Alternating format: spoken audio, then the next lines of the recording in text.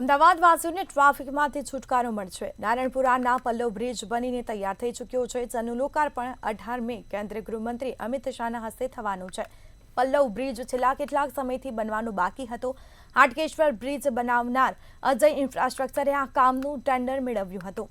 હાટકેશ્વર બ્રિજમાં કૌભાંડ બાદ અજય ઇન્ફ્રાની કામગીરી બંધ હતી, તેને જ લઈને આ પલ્લવ બ્રિજની કામગીરી છે તે ખોરંભે ચડી હતી।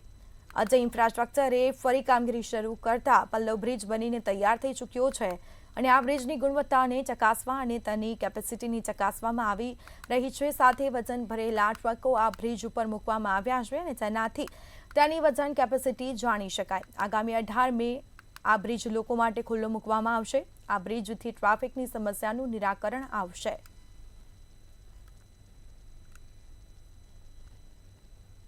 અમદાવાદના પલ્લવ 4 રસ્તા પરનો જે બ્રિજ છે છેલ્લા કેટલાય વર્ષોથી બંધ હતો, હવે તેનું લોકાર્પણ થવા જઈ રહ્યું છે। જે પ્રમાણે પલ્લવ બ્રિજ આવેલો છે, જેનું કામગીરી છે છેલ્લા કેટલાય વર્ષોથી બંધ હતી, ત્યારે કામગીરી છે તે પૂર્ણતાના આરે છે। આ પલ્લવ બ્રિજ જે છે તે અજય ઇન્ફ્રાસ્ટ્રક્ચર, જેણે હાટકેશ્વરનો બ્રિજ બનાવ્યો હતો, તેને જ ટેન્ડર મળેલું હતું, પરંતુ હાટકેશ્વરના કૌભાંડ બાદ આ જે કામગીરી છે તે બંધ કરી દેવામાં આવી હતી। પરંતુ ત્યારબાદ નવા કોન્ટ્રાક્ટરની શોધ કરવાના બદલે અજય ઇન્ફ્રાસ્ટ્રક્ચરને ફરી વખત આ કામ કરવા માટેની પ્રક્રિયા હાથ ધરવા દેવામાં આવી હતી। હાલ જે કામગીરી તે પૂર્ણતાના આરે છે।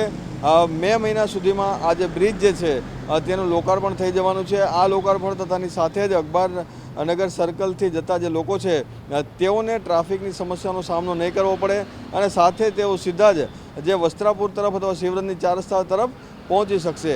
એટલે કે જે ટ્રાફિકની સમસ્યા છેલ્લા કેટલાય સમયથી લોકોને થતી હતી, તે સમસ્યામાંથી તેઓને છુટકારો મળશે અને સાથે જ જે આગામી દિવસોમાં એક નવો જે બ્રિજ જે છે તે લોકો માટે ખુલ્લો મૂકવામાં આવશે। કેમેરામેન બિપિન અમીન સાથે મીર દુધરેજિયા, મંતવ્ય ન્યૂઝ, અમદાવાદ।